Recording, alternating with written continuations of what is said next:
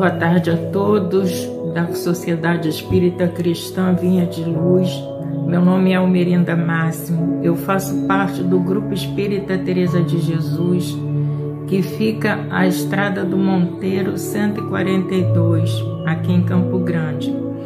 E hoje o Brando me convidou para que nós pudéssemos conversar um pouco sobre o capítulo 21 do Evangelho segundo o Espiritismo, que nos fala: haverá falsos cristos e falsos profetas, mas nós vamos nos ater às instruções dos Espíritos no item 9, caracteres do verdadeiro profeta. Então, para que nós comecemos a nossa reflexão, nós vamos ver no livro Religião dos Espíritos, de Emmanuel, com psicografia de Francisco Cândido Xavier, na página 57, com o título Antifalsos Profetas, nós vamos ver reunião pública de 30/3/1959, da questão 624 de O Livro dos Espíritos, que Emmanuel nos fala assim: a cautela te atribuía aos falsos profetas o fracasso de teus empreendimentos morais. Recorda que todos somos tentados segundo a espécie de nossas imperfeições. Não despertarás a fome do peixe com uma isca de ouro, nem atrairás a atenção do cavalo com um prato de pérolas, mas sim ofertando-lhes a percepção, leve bocado sangrento ou alguma concha de milho. Desse modo, igualmente, todos somos induzidos ao erro, na pauta de nossa própria estúcia. Dominados de orgulho, cremos naqueles que nos incitam à vaidade e, sedentos de posse, assimilamos as sugestões infelizes de quantos se proponham explorar-nos a insensatez e a cobiça. É preciso lembrar que todos somos, no traje físico ou dele desenfaixados, espíritos a caminho, buscando na luta e na experiência os fatores da evolução que nos é necessário, e que, por isso mesmo, se já somos aprendizes do Cristo, temos a obrigação de buscar-lhe o exemplo para metro ideal de nossa conduta. Não vale assim ele alegar confiança na palavra de quantos nos sustentem a fantasia, com respeito a fictícios valores de que sejamos depositários, no pressuposto de que venham até nós na condição de desencarnados, pois que a morte do corpo é, no fundo, simples mudança de vestimenta, sem afetar, na maioria das circunstâncias, a nossa formação espiritual. Não criais desse modo em todo espírito, disse-nos o apóstolo, porquanto semelhante atitude envolveria a crença cega em nossos próprios enganos com a exaltação de reiterados caprichos. O ouvido que escuta é irmão da boca que fala. Ilusão admitida é nossa própria ilusão. Apetite insuflado é apetite que acalentamos.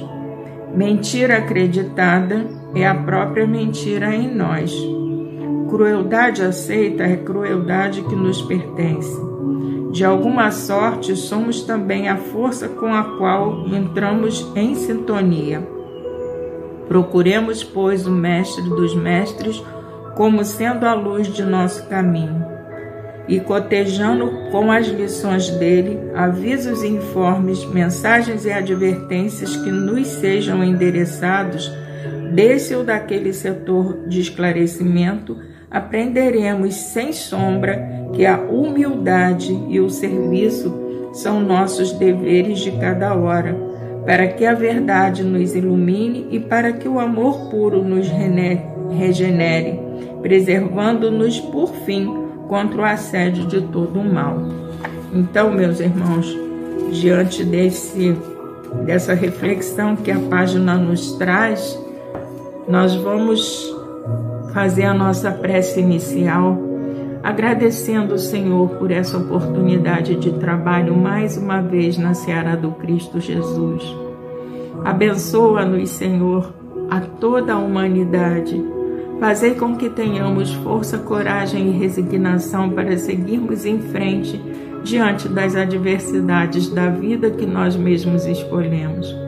Olhai por todos aqueles, Senhor, que estão passando por situações difíceis e sofridas, aqueles que estão dizendo até breve aos seus amores, aqueles que aqui perdem a confiança e acabam fugindo à pátria espiritual pela porta do suicídio. Tende misericórdia, Senhor, de cada um de nós, dos encarnados e dos desencarnados. Que nós possamos, Senhor, através do estudo da doutrina dos Espíritos, alcançarmos o patamar que nos é próprio de evolução, para que nós possamos, através dessa evolução, auxiliar aqueles que se encontram na retaguarda, para que sejamos realmente os discípulos de Jesus, aqueles que aprendemos com todos os seus ensinamentos. E assim, amado Mestre Jesus, nós vos pedimos nesse momento para que me inspire, para que me oriente, para que me guie através do meu guia espiritual e dos amigos que ficaram na espiritualidade, torcendo pela minha evolução. Que eu possa ser simples, clara e objetiva nas minhas colocações, para que eu possa entender e entronizar, tocando o meu coração, assim como eu peço que seja tocado o coração de tantos quanto me ouvirem, encarnados e desencarnados. E assim, Senhor, eu peço também a Maria Santíssima que com seu imenso amor possa tocar os corações dos nossos irmãos que ainda se encontram adormecidos no mal, para que eles busquem, Senhor, também a mesma oportunidade que nós estamos buscando através dos ensinos do Mestre Jesus. E assim, Senhor, nesse momento, nós estamos pedindo a permissão para darmos por iniciado o estudo da tarde de hoje, agradecendo pela oportunidade mais uma vez e dizendo que assim possa ser, graças a Deus. Obrigado, Senhor. Então, meus irmãos, para que nós possamos entender um pouco do ensino, nós fomos buscar no livro dos Médiuns, no capítulo 24, Identidade dos Espíritos, que nos fala assim, provas possíveis de identidade, que é a questão 255. Então, é dito assim, a questão da identidade dos espíritos é uma das mais controvertidas, mesmo entre os adeptos do espiritismo.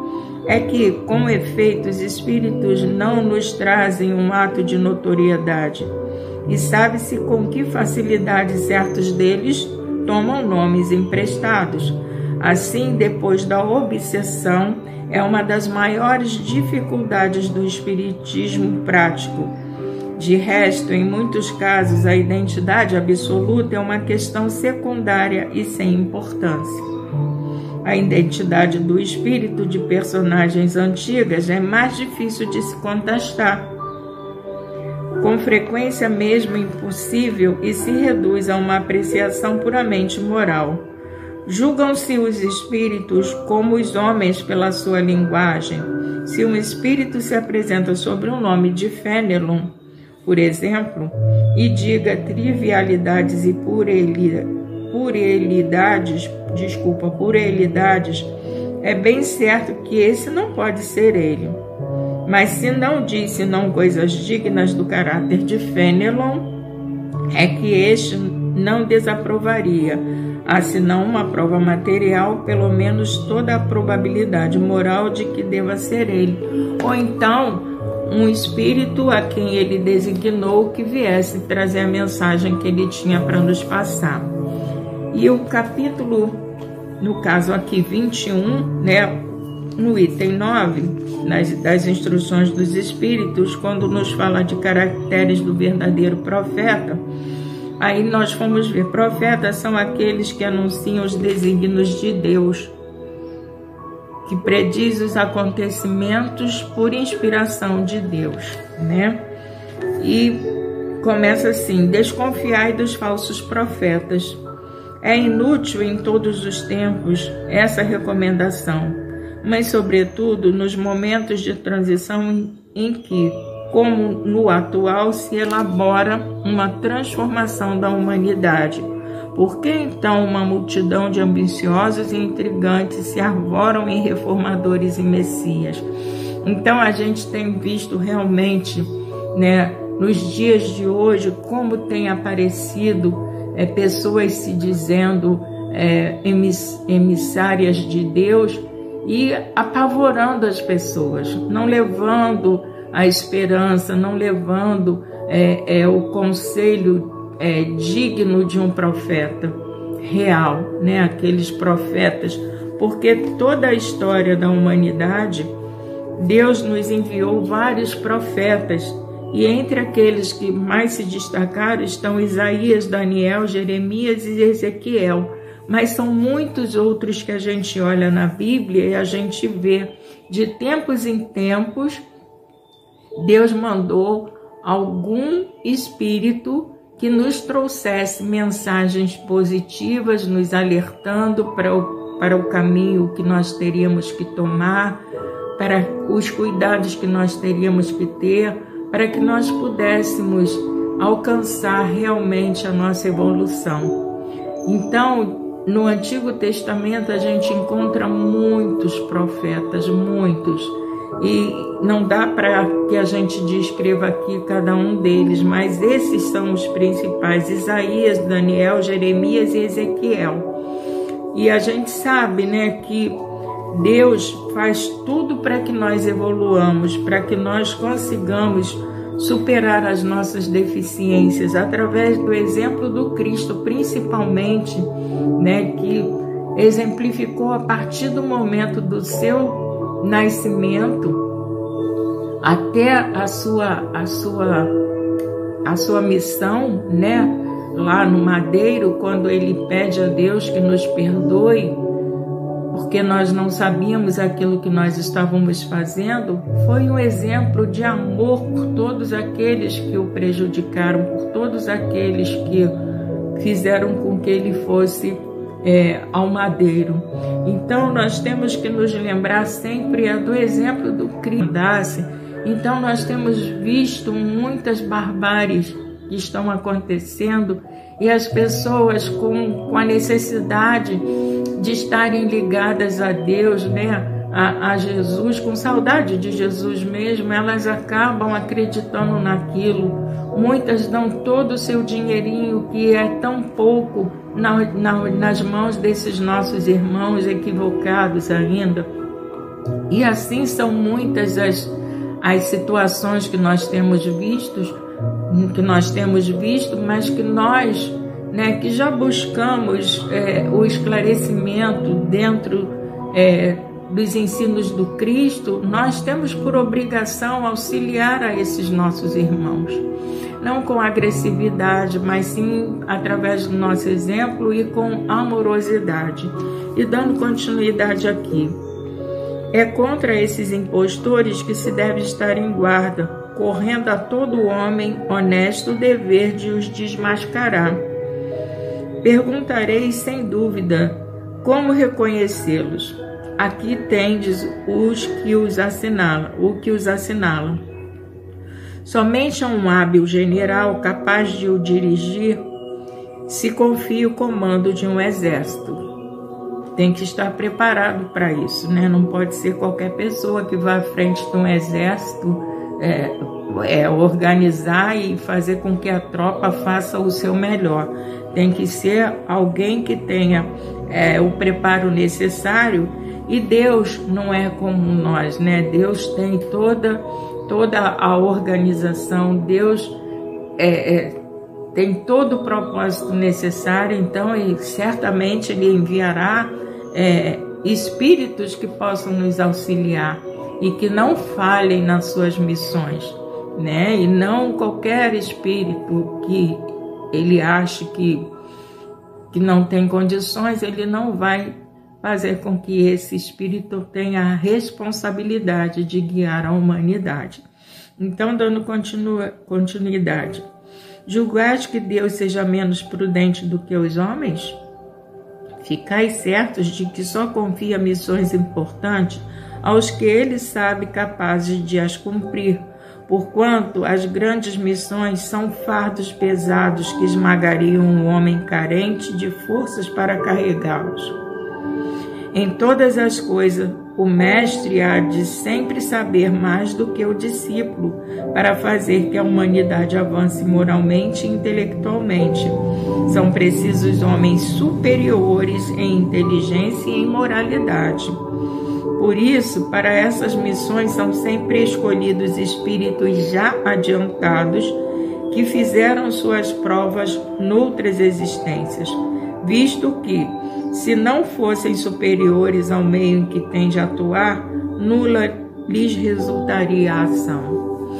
A gente sabe, né, que só quando a gente está preparado moralmente é que a gente pode auxiliar alguém que esteja passando por alguma dificuldade. Então, Deus, na sua misericórdia, vai enviar espíritos que possam nos auxiliar na nossa moralidade, na nossa inteligência, fazer com que nós raciocinemos e desenvolvamos a nossa inteligência. Porque se fosse qualquer espírito que viesse trazer a conturbação, nos deixar piores do que nós já estamos, então não seria Deus. É como vai falar aqui um pouco à frente, que se tirar qualquer dos atributos de Deus, ele não seria mais Deus. E se tirasse qualquer uma das virtudes de Jesus, ele não seria mais Jesus. E a gente sabe que que Jesus é um espírito de escola, um espírito altamente puro. E ele veio até nós, exemplificou de todas as maneiras o amor, a humildade, a resignação, a obediência a Deus, né? O contato com Deus. O tempo inteiro Jesus orava pedindo a orientação de Deus, e é isso que nós temos que fazer para que nós alcancemos também a nossa perfeição relativa, para que nós consigamos superar as nossas dificuldades. Então não adianta a gente ouvir qualquer pessoa que se diga médios na realidade, né? E se denominem profetas, porque na realidade a gente tem que fazer uma análise muito profunda do comportamento e das palavras desses irmãos. A gente não pode ir aceitando qualquer coisa assim, sem raciocinar, porque a nossa fé, na realidade, é uma fé raciocinada. Ela não é uma fé irracional que a gente acredita em qualquer coisa, né, ou em qualquer pessoa que seja, mas é uma fé raciocinada. Então a gente tem que prestar muita atenção, inclusive até nas atitudes desses nossos irmãos. E aqui continua, né? Por isso, para essas missões são sempre escolhidos espíritos já adiantados, que fizeram suas provas noutras existências, visto que, se não fossem superiores ao meio em que têm de atuar, nula lhes resultaria a ação. Isso posto, a vez de concluir que o verdadeiro missionário de Deus tem de justificar pela sua superioridade, pelas suas virtudes, pela grandeza, pelo resultado e pela influência moralizadora de suas obras, a missão de que se diz portador. Então nós temos que observar todos esses detalhes para que nós saibamos realmente que são aqueles enviados de Deus. Tirai também esta outra consequência: se pelo seu caráter, pelas suas virtudes, pela sua inteligência, ele se mostra abaixo do papel com que se apresente, ou da personagem sob cujo nome se coloca, mas não é do que um histrião, ou seja, um farsante de baixo estofo, que nem sequer sabe imitar o modelo que escolheu. Então, é assim, ao mesmo tempo que parece ser difícil, não é, porque se nós temos o conhecimento da doutrina, se nós temos o conhecimento daquilo que nós precisamos ter para ser evoluído, é fácil que nós percebamos alguma falha, porque até, por exemplo, quando a gente faz uma psicografia, a gente sabe qual é o nível e o grau daquele espírito, porque se ele vem falando no início umas palavras lindas e sempre a verdade sempre aparece, né? Ou é numa vírgula mal colocada, ou é numa palavra mal colocada. Então, a questão é a observação, né? A análise daquilo que a gente está vendo, que a gente está ouvindo e que a gente está transcrevendo, para que nós saibamos que nós não estamos sendo orientados por espíritos já mais evoluídos que nós. É assim, uma questão mesmo de observação e de análise que nós precisamos fazer. Outra consideração: os verdadeiros missionários de Deus ignoram-se a si mesmos, ou seja, eles se entregam ao trabalho de corpo e espírito mesmo, né? Eles não ficam escolhendo, começa por aí, não escolhem tarefas, né? Eles vão aonde há necessidade da ajuda, né? E não se recusam de qualquer maneira a querer evidência. Eles se recusam a querer evidência. Eles simplesmente fazem sem intenção de serem vistos, né? Eles não fazem com aquela intenção, eu estou fazendo isso para que me vejam. Isso contando também conosco, né? Como exemplo que nós temos que fazer é aquela história de não saiba a sua mão esquerda o que dê a sua mão direita. A gente tem que fazer as coisas, mas a gente não tem que estar divulgando aquilo que a gente faz, porque senão nós perderíamos todo o mérito das nossas ações. E é isso que também se diz sobre os profetas.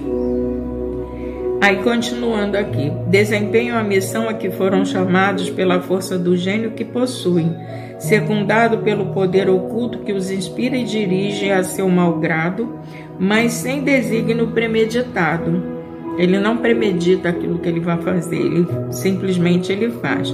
Numa palavra, os verdadeiros profetas se revelam por seus atos, são adivinhados no passo que Numa palavra, os verdadeiros profetas se revelam por seus atos, são adivinhados, ou seja, a gente percebe. Ao passo que os falsos profetas se dão eles próprios como enviados de Deus. Eles se denominam, eles querem aparecer dizendo que eles são os enviados de Deus. O primeiro é humilde e modesto, o segundo orgulhoso e cheio de si.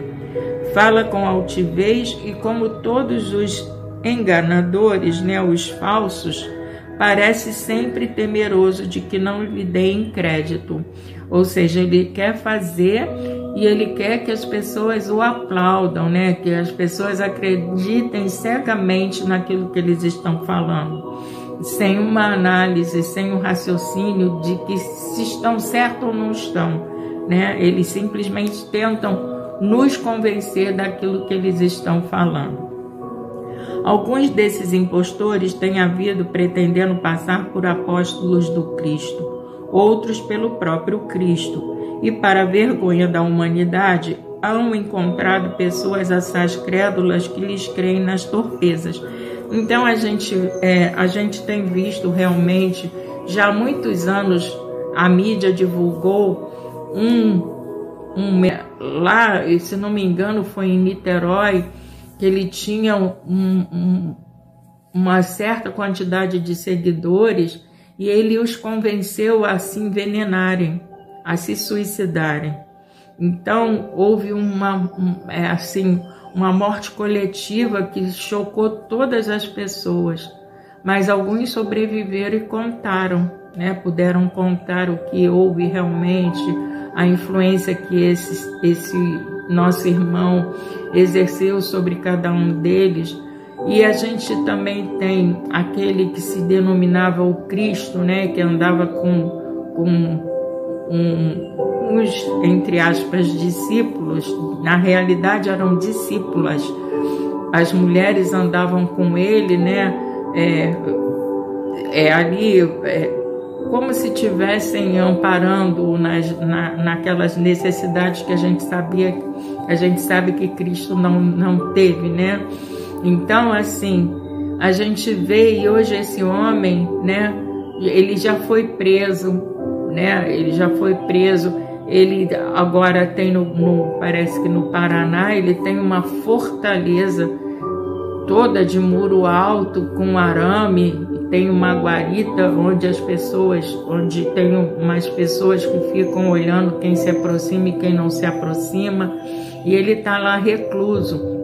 Então a gente vê o quanto nós somos carentes de alguém que nos guie, quando na realidade nós temos que buscar o guia Jesus, né? O nosso mestre, irmão maior, aquele que veio nos mostrar o caminho da felicidade, e a gente custou muito, alguns de nós ainda não aceitaram, né? E então ficam, qualquer pessoa que diga o nome de Deus, aquelas pessoas são seguidas como se fossem deuses realmente, como se fossem os profetas enviados por Deus, mas a gente vê que não é assim, não é dessa maneira, né? A maioria deles os enganam, tiram os bens que ele tem. Deus não faz isso, os profetas não fizeram isso. Eles nos aconselharam a seguir o caminho da luz para que nós pudéssemos realmente evoluir moral e intelectualmente, como nos fala aqui o estudo. Então a gente tem que prestar muita atenção em quem nós vamos acreditar, em quem nós vamos depositar a nossa confiança. E a nossa confiança tem que ser depositada nos ensinos do Cristo Jesus, né? Porque ele realmente foi aquele enviado por Deus. Então, continuando aqui. Entretanto, uma ponderação bem simples seria bastante a abrir os olhos do mais cego, a de que, se o Cristo reencarnasse na Terra, viria com todo o seu poder e todas as suas virtudes, a menos se admitisse, o que for absurdo, que houvesse degenerado. E a gente sabe que o Espírito não retrograda, né? Então, como Jesus já deve estar num patamar muito mais alto do que a época que ele esteve aqui junto de nós, nesse planeta. Ora, do mesmo modo que se tirardes a Deus um só dos seus atributos, já não tereis Deus. Se tirardes uma só das virtudes ao Cristo, já não mais o tereis. Possuem todas as suas virtudes os que se dão como sendo Cristo? Essa questão, observai-os, percostrai-lhes as ideias e os atos, e reconhecereis que, acima de tudo, lhes faltam as qualidades distintivas do Cristo, a humildade e a caridade, sobejando-lhes as que o Cristo não tinha, que era a cupidez, né, o orgulho e a inveja. Jesus não tinha esses como é que se diz? Esses defeitos, né? Notai ao demais que neste momento há em vários países muitos pretensos Cristos, como há muitos pretensos Elias, muitos São João ou São Pedro, e que não é absolutamente possível sejam verdadeiros todos. Tende como certo que são apenas criaturas que exploram a credulidade dos outros e acham cômodo viver à custa dos que lhes prestam ouvidos, que é o que eu já falei antes, né? Tiram todos os seus víveres, né? Aquela sua sobrevivência, eles tiram, e sem nenhuma culpa, né? Sem nenhuma consciência de que estão prejudicando aqueles que confiam neles. Desconfiai, pois, dos falsos profetas. Maxime, numa época de renovação, qual a presente, porque muitos impostores se dirão enviados de Deus. Eles procuram satisfazer na terra a sua vaidade, mas uma terrível justiça os espera, podeis estar certo. Erasto, Paris, 1862. Então a gente sabe que todos nós vamos ter que responder por aquilo que nós fizemos ao nosso próximo, ou então mesmo a nós mesmos, pela nossa ignorância. Muitas das vezes a gente erra e nós vamos ter que responder por isso. Então esses nossos irmãos que acreditam que se disser aceitei Jesus, estão perdoados de todas as suas deficiências morais, eles estão totalmente equivocados. E ao chegarem à pátria espiritual, a sua consciência irá lhes cobrar profundamente. E Deus, a gente sabe, não castiga ninguém, mas nós próprios, com a nossa consciência desperta, vai haver essa cobrança da nossa parte, da nossa consciência. E nós vamos querer, no caso, resgatar os erros que nós cometemos. Então, que nós possamos refletir nessa página, desses caracteres do verdadeiro profeta, para que nós tenhamos a certeza de se nós estamos realmente seguindo o que o Cristo nos exemplificou. Porque se nós formos observar todos esses nossos irmãos, a gente vai ver o quanto eles estão equivocados, e a gente fica com pena daqueles nossos irmãos que os seguem cegamente, sem nem raciocinar, sem nem pensar. E assim muitos são prejudicados, muitos já não têm nada, ficam na miséria mesmo, por doar tudo àquele de Deus, quando na realidade, eles não o são. Então, meus irmãos, eu espero que quem tiver o Evangelho dê uma lidinha para verificar se tem a mesma visão que eu tive em relação ao estudo, e procurem ver no Antigo Testamento que nós também nos utilizamos da Bíblia, sim, para que nós possamos ter um entendimento mais profundo dos ensinos do Cristo, de ver o quantos foram aqueles que vieram trazendo o advento do Cristo para nós. Então dê uma olhadinha e veja se entenderam mesmo que eu entendi, para que possam realmente ter um olhar crítico, analítico mesmo, desses nossos irmãos que se dizem enviados de Deus, profetas, para que a gente possa minimizar as dores que a gente vê tanto no nosso planeta, nos nossos irmãos. Então, que nesse momento nós possamos agradecer pela oportunidade de estudo e pelo amparo que a espiritualidade amiga me concedeu nesse momento de palavra. Que todos os nossos irmãos encarnados e desencarnados tenham tido a possibilidade de refletir naquilo que foi apresentado. E assim, Senhor, eu vos agradeço por essa oportunidade mais uma vez e vos peço humildemente para que tenhas misericórdia de todos nós, de toda a humanidade, para que nós consigamos, Senhor, refletir e seguir os exemplos que o vosso Filho, nosso Mestre, Irmão Maior Jesus, nos trouxe, para facilitar a nossa caminhada evolutiva, e nós não demos ouvidos. Até hoje, muitos de nós fizemos ouvido muco, mas que todos nós possamos despertar, Senhor, e caminhar em direção à nossa perfeição relativa. Que os nossos irmãos que se encontram na espiritualidade torcem para que nós consigamos abrir os nossos olhos e seguir o raciocínio, a fé raciocinada que Jesus veio nos mostrar.